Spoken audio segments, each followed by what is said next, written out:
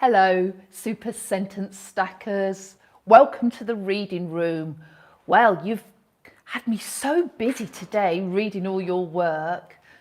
I thought you'd find that a little bit tricky, but actually, you really blew my mind. I was blown away actually with these gorgeous time intervals, this sort of gentle semantic thread of language to do with time, because time was so important to Mr Hublot in the film. I got lost in reading them all. In fact, I was nearly late for the nation's story. What did I ask you to do today? Well, I wanted you to include a complex sentence that had a dropped-in who clause, and there were some stunning ones. The other thing I was on the lookout was for feeling sentences that could have intense positivity or negativity, and they were coming in thick and fast. There were some really good ones. And the final thing I asked you to do as part of today's writing challenges was include alliterative words with the same sounds at the beginning.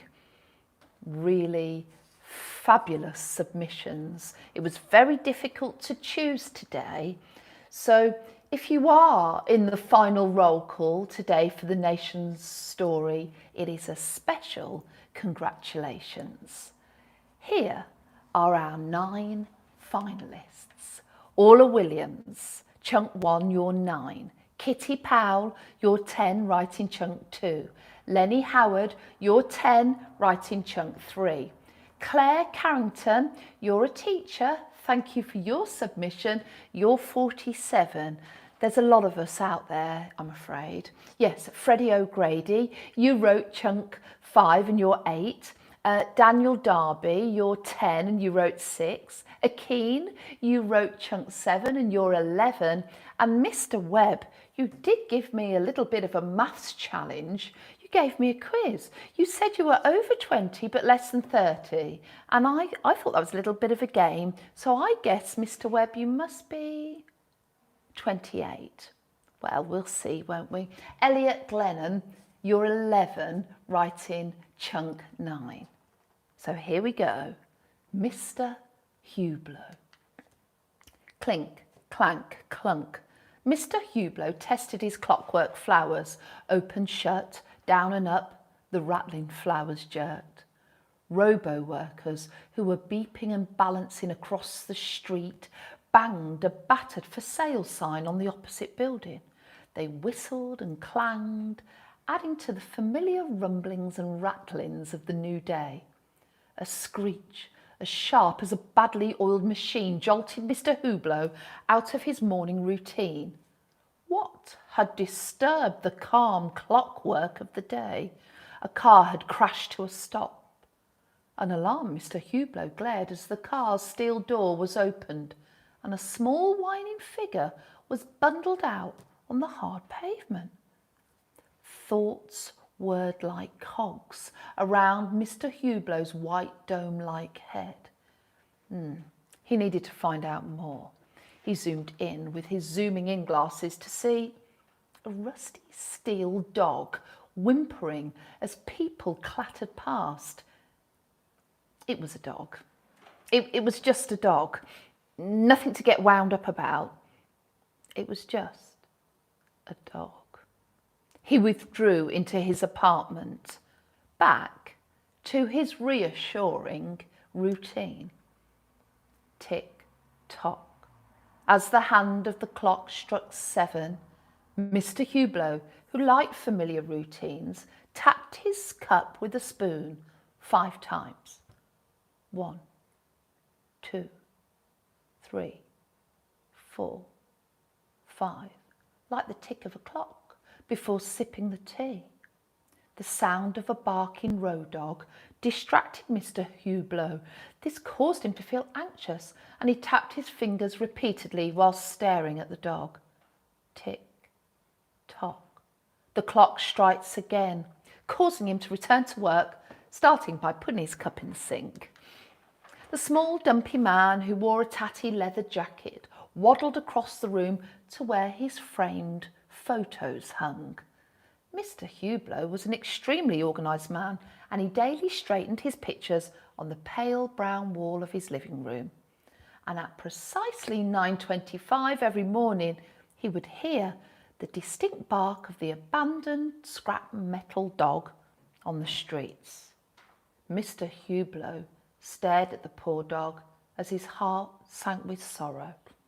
The pitiful metallic hound shook with fear as each car sped by. The man faced a daily dilemma of wanting to give the dismal dog a sense of love, affection, and of course, safety. But he couldn't pluck up the courage to leave his humble habitat. Road Dog, who cowered and quivered in the dark, hustle and bustle of the unfamiliar clanking sounds of the city, peered pleadingly up into the dense and dismal sky. Clunk, click, shivering, yelping, retracting, Robo-Dog took refuge in a box, a cardboard box disregarded onto the dirty, damp and dreary streets as was he, forgotten. Bang, clang. Meanwhile, up above, Mr Hublot loomingly looked down the lower lanes of the loveless, loud and less preferred surroundings. The heavens poured rain, thick as drapery. Splash, splosh, and with the flick of a switch, light was extinguished.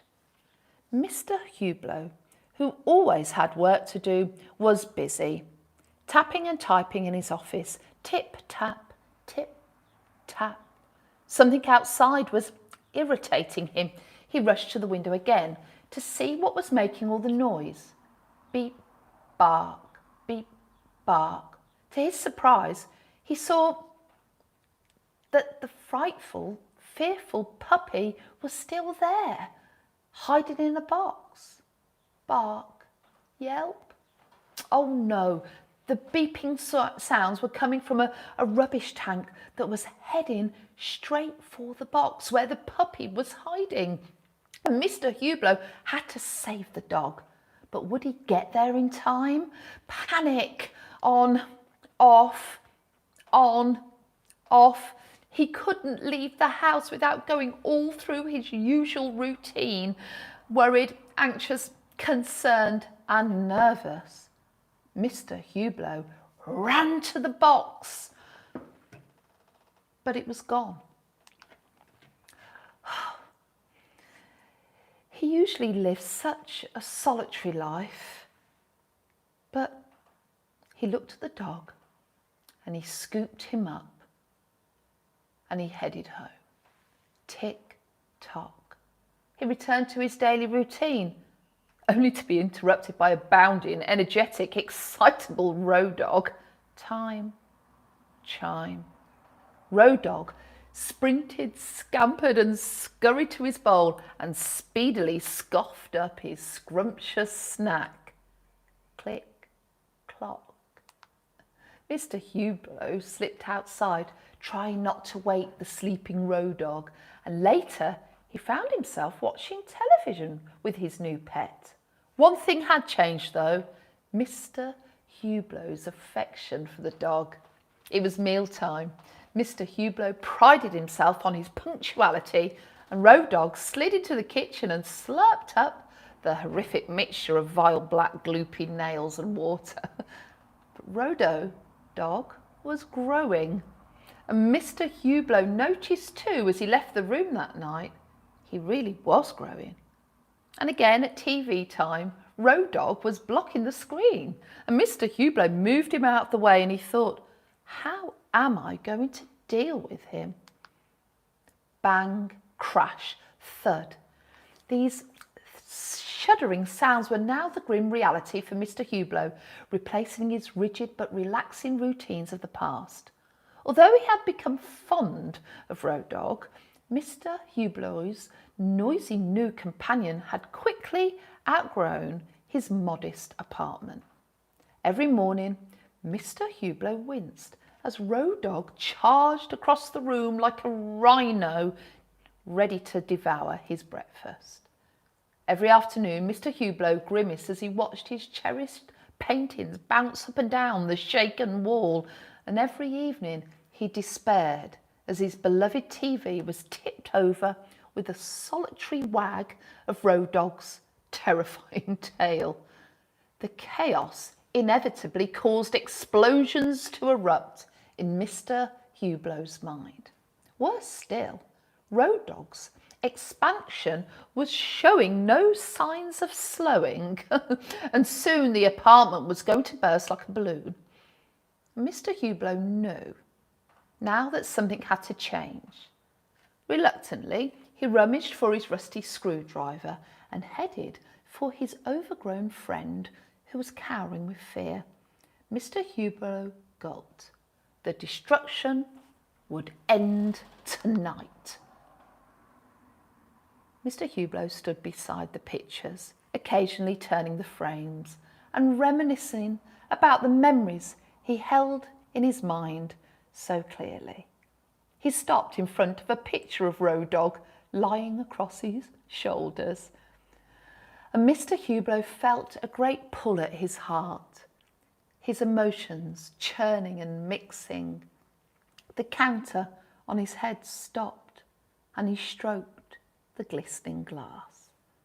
Mr Hublot slumped into his chair and turned on the television so as Robo could come over and sit by the side of the chair. He looked up at Road Dog. They were now playing together in their new home, and they rolled a big tyre around and Road Dog got stuck in it. They were together forever, having fun. I think I've got story time goosebumps. I don't know if you can see that. That's the tingle of perfection. Your writing truly, truly is getting better every day. I'm so proud of you and your writing, how much you think about it now, your word choices, your language. Super Sentence Stackers, I'm going to see you tomorrow in the classroom at 9:45. We have a very humorous, interesting film called Partly Cloudy. Oh, it's about, well, you'll have to watch it to find out. And I will see you tomorrow sharp with your language ideas, a pencil and a piece of paper. Thank you.